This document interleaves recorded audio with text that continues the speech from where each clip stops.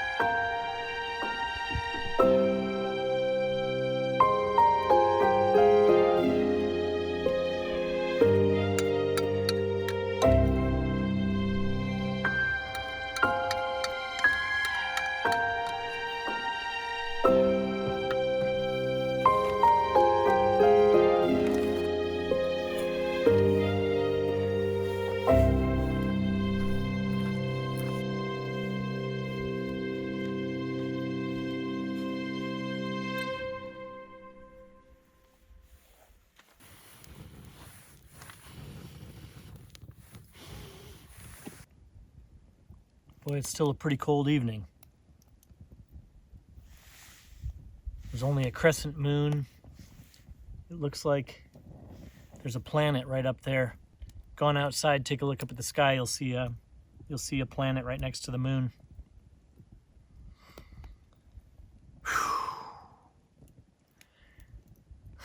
Just got to decompress a little bit. Just breathe a big sigh of relief. It's a little chilly.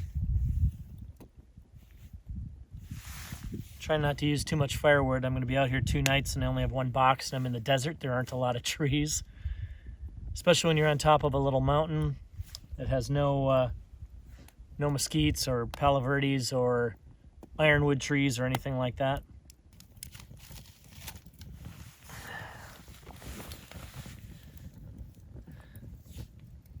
I'd be curious to know if any of you read my new article on the 4Expedition website, The Nature of Deeply Rooted Trees. I actually wrote that article a while ago and reposted it on the new 4Expedition website. If you haven't, I think you might really enjoy it. It relates life to the roots of trees and digging roots deep and creating a sturdy foundation to grow on. And it's some really interesting analogies in that article, because in the desert, when you plant a tree, there's, first of all, the ground is very, very hard, so it takes a long time to dig a hole. In fact, it could take a couple of days because you really have to soak the hole. You have to use a pickaxe and a steel rod oftentimes. But once you get that hole dug and you plant yourself a tree, usually you're going to plant like a mesquite or a palo verde or something like that, desert trees. Well, you know, because they're not used to growing in those spots, you have to nurture them to grow. You really have to water them properly, deep soaking, until they start establishing their roots, and then their roots will grow outward. But the trouble is, mostly in the desert, when we set up automated watering systems, the water drips down from the surface, and so the roots never really truly drive down deep to find water. They stay at the top. And because they stay at the top, when a monsoon comes around, a lot of times you'll see these huge mesquite trees and huge palo verde trees just uprooted and tipped over. A lot of times tipped over on people's cars, things like that. But what's interesting is, because they don't ever drive their roots deep, they don't really waste a lot of energy on doing so. And instead, they invest all of their energy in the growth on top, on the canopy. And generally speaking, they get extremely top heavy. You have to constantly trim them back, constantly thin them out, so that when a big storm does come up with a lot of winds, it doesn't blow over. So I find that to be a really interesting analogy for life, having to do with establishing roots and digging them deep and being steadfast, having perseverance for the things that come at you. It takes resilience to get through these things. And if you have a business or if you have a job that you're worried about losing, again, it takes true resilience. And I believe a lot of you out there have the resilience necessary to get through it. We all got through the 2008 real estate crash. It was pretty hellacious for me. I had 3 homes at the time, and I was self-employed, which really wasn't the best situation for me. But you know, I had perseverance and resilience, and got through it, and you know, life goes on. Anyhow, be curious to find out from some of you if you have deeply rooted trees. In other words, if your lives are deeply rooted, or if they're only on the surface and could easily be toppled by a wind that came up. Anyway, I'd love it if some of you take a few minutes to read that article on the 4Expedition website and make a comment on this video about the article.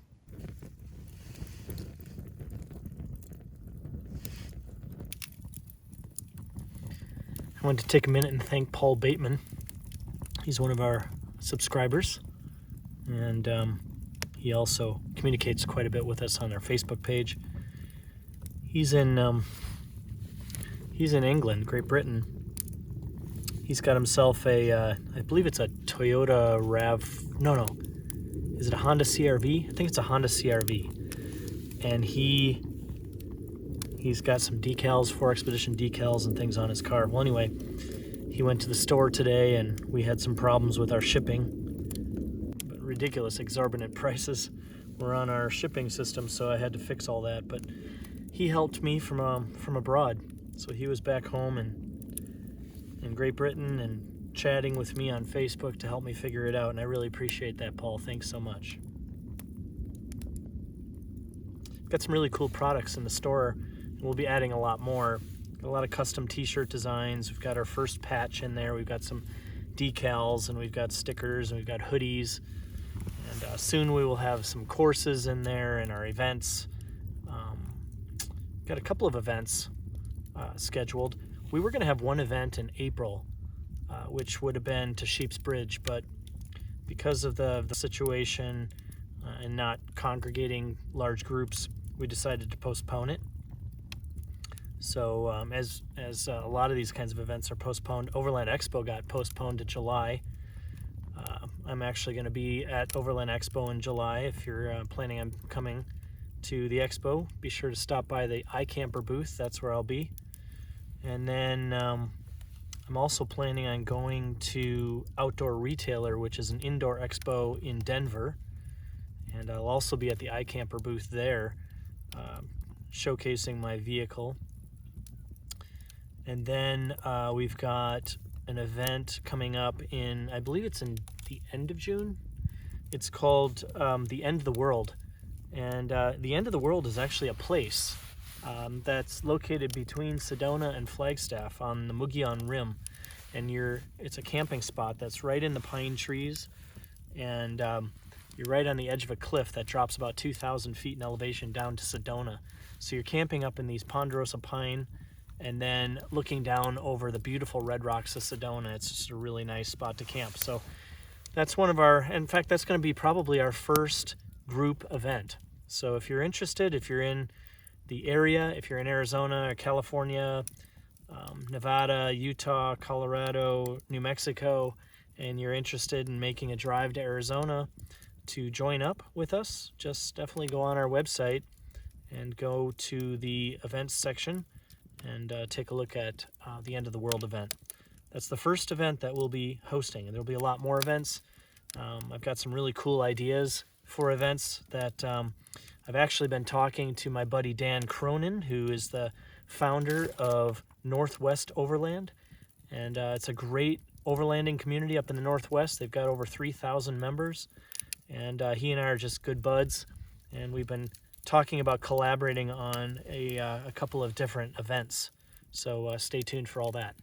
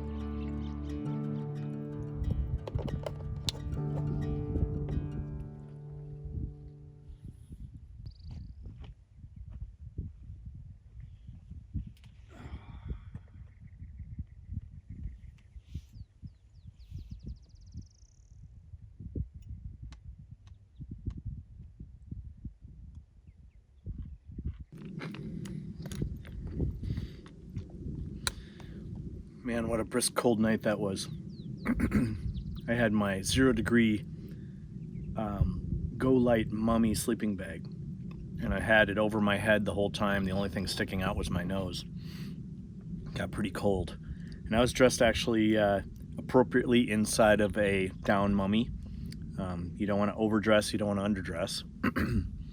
And usually what I wear to bed is I wear some Nike stretch pants, and I wear this very thin, long nylon undershirt, and then I wear a pair of socks, and that's pretty much it. And then I'll also wear a little stocking cap on my head. And then when it's really cold, I just put my head inside the whole mummy, and I stay pretty warm. But a couple of times I took my arm out because I wanted to stretch my arm a little and leave it outside the sleeping bag, and in order to do that, I actually had to wrap my arm in a sweatshirt. It was so cold. But you wake up in the morning to this absolutely gorgeous, beautiful morning sun, nice little breeze, the sun's nice and warm. I already plugged in my solar panels to charge my Rock Pals power bank over there. My phone's fully charged this morning because I had the power bank up in tent with me charging my phone all night. That's how I'm able to keep filming all this stuff. I have to have the power necessary to keep the batteries all charged on all of my devices and so on. Anyhow, I'm having a really nice little breakfast here. It's a gluten-free granola with some freeze-dried strawberries and bananas. I also brought some bananas as well. I have a nice cup of coffee. Just gonna sit here and enjoy this beautiful morning. Just soak up that awesome sunshine. The sun puts off some vitamins that are essential to our good health, and I'm gonna soak up some of those vitamins, as I think all of you should all get outside into nature and go do.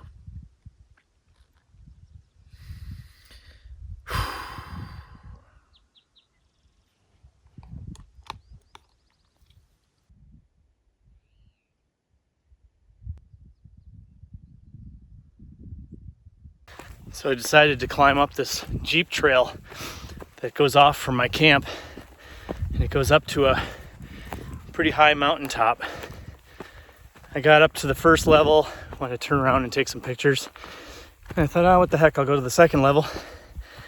Got up to the second level and I found a pretty nice overlanding camp spot for about 6 vehicles, and now I've decided to go the rest of the way to the very top of this thing. This part of the Jeep trail would be pretty steep for anybody. It's doable, but it's pretty steep. And by the time you get to this point right here, it's almost hardly a Jeep trail anymore, but it is one. You get to the top here, I'll turn around and show you where I hiked up.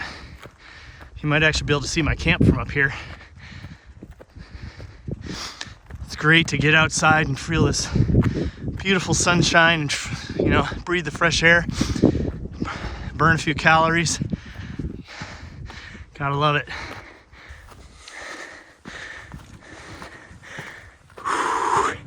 Almost to the top.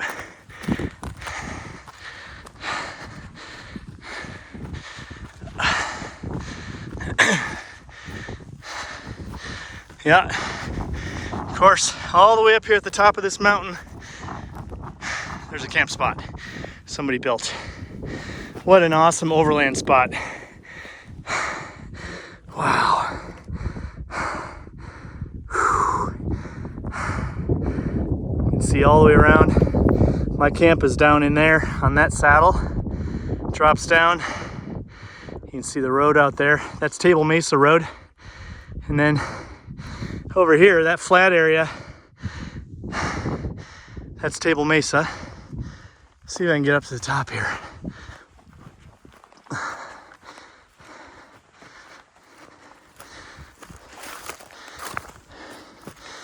Oh man. Bam, look at all the beautiful green grass. Here we are. Wow, and I could actually walk along this crest and go up just a little bit higher to get on top of that one. But what's amazing is out there behind that peak is Phoenix. Let's see if I can zoom in on that. Boom. Kind of smoggy down there today.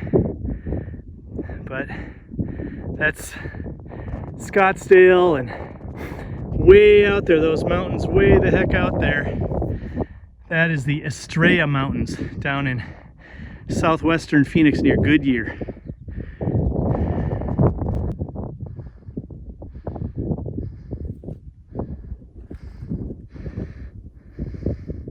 This is the way I came from back in here.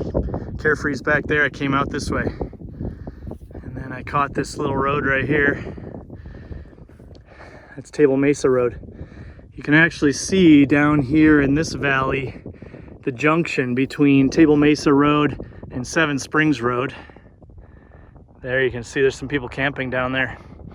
But Seven Springs Road is actually a part of the Great Western Trail, which is an off-road or off-pavement route that goes from Mexico to Canada. And I do believe it breaks up a little bit here and there, but yeah, this is a part of the Great Western Trail. You can see I'm camping down there. You can't really see my camp, but it's basically right down in there.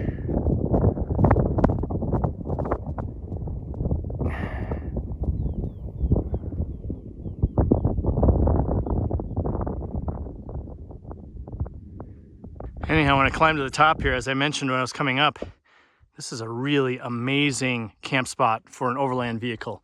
And the reason I say overland vehicle is because there's not a lot of spots here to set up a tent. And to get up here, it's a pretty gnarly climb with a vehicle. In fact, part of the road sort of disappears and it just becomes tall grass and what appears to be a faint double track. But I will mark this location and I will definitely be coming back here.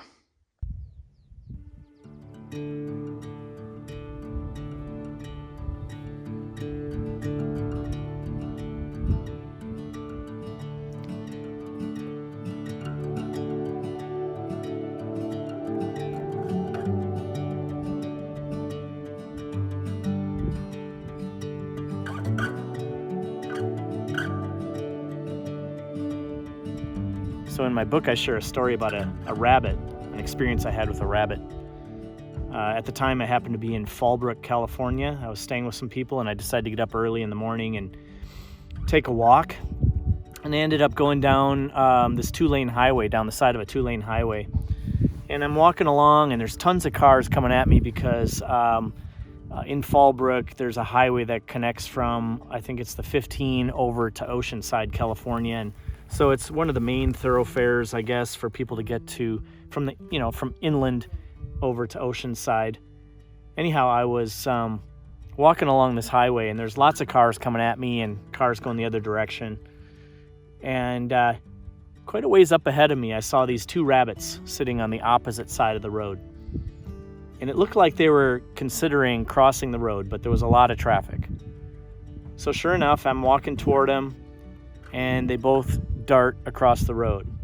And about halfway across the road, one of them second guesses and decides, I don't think I'm ready to do this. Turns around to go back and gets plowed by a car. And I decided to keep walking up toward it. And the one rabbit that made it across kind of just darted off into the forest, whereas the other one was still alive, laying in the middle of the highway. And it was moving around, and it was definitely injured. It didn't have a lot of blood. There was a little bit of blood, so it looked like it maybe just got knocked pretty damn hard, and thought maybe it was probably going to die. So I get up to it, and I stop at the side of the road, and I look toward the middle, and there it is laying there, and I wait till all the cars clear, and there's cars coming and going, and they're just, cars are swerving over it because they can see that it's still alive, moving around, so they don't want to kill it. So what did? I walked out into the middle of the highway when it was clear, and I picked the rabbit up and I carried it over to the side of the road. And interestingly enough, when I got to the side of the road, there was a little curb, and I sat on the curb, and I kept just kind of working with this rabbit, nurturing it, petting its head, talking to it. And I looked over my shoulder, and up on the hill, the other rabbit was still sitting there. And I thought, if this thing dies, that other rabbit, is it gonna feel something? I like to think that animal species, even though they don't have the consciousness, they do have some emotions. I know my dog has emotions.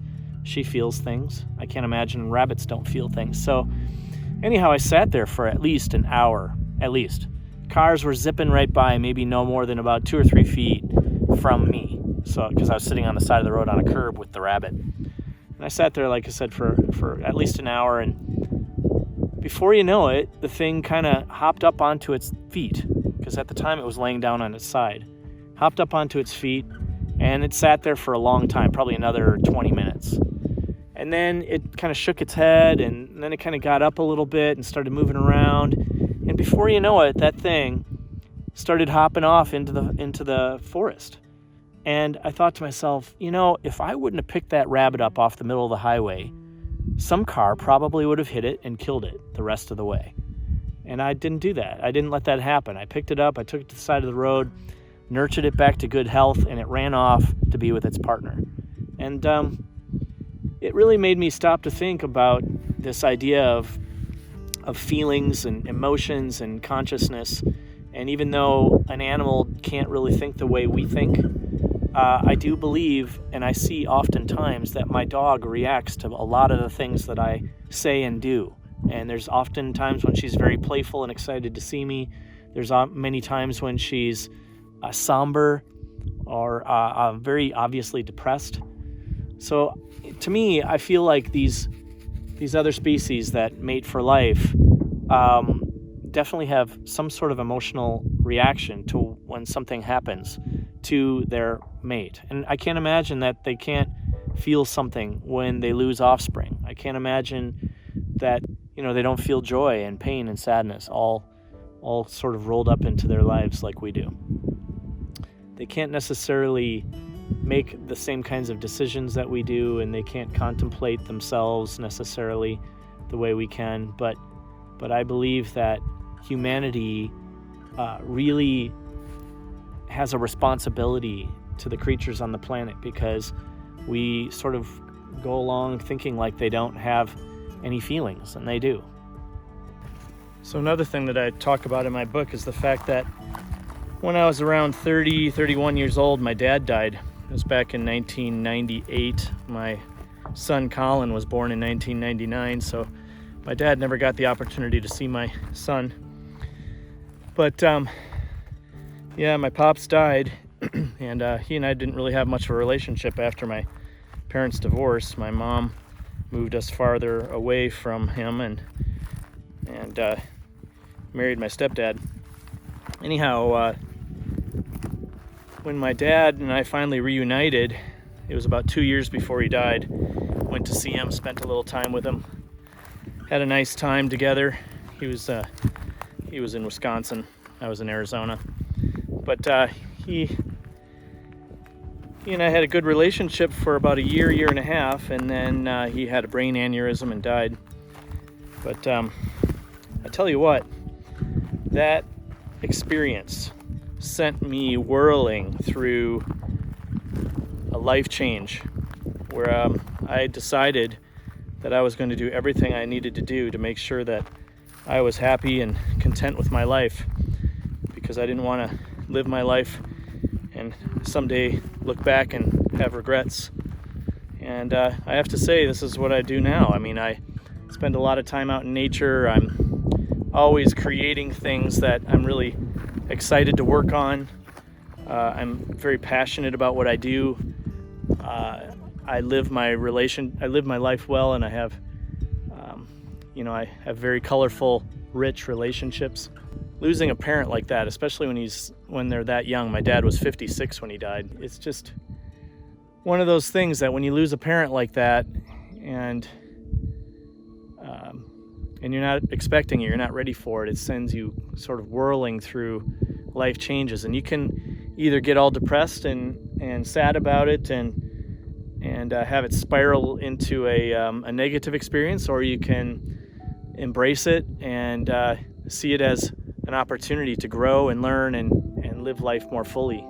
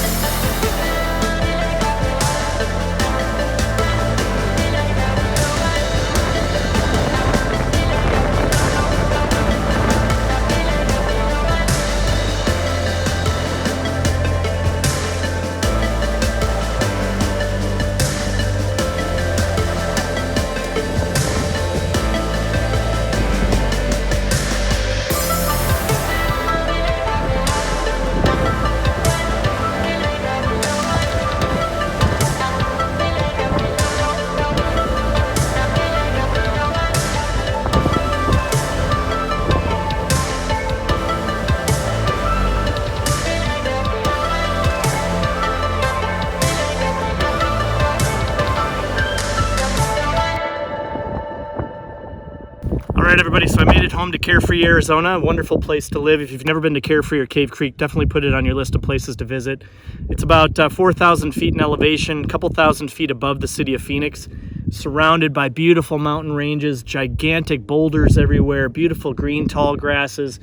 As you just saw, some beautiful herds of wild mule deer, things like that. If you haven't gone to the 4expedition.com website, I encourage you to go there. A lot of great cool products on there now. I've got t-shirts and hats and decals for your car. I've got patches, stickers, and I also have upcoming events that you can go and sign up for. The first one's in June, so definitely check that out. If you haven't become a subscriber to the 4Expedition channel, I encourage you to do that, and of course be sure to hit that notification bell to be notified of upcoming videos. And if you'd like to support 4Expedition, go to patreon.com/4Expedition. Your support goes a long way to creating quality content for this channel. Until the next time, take care.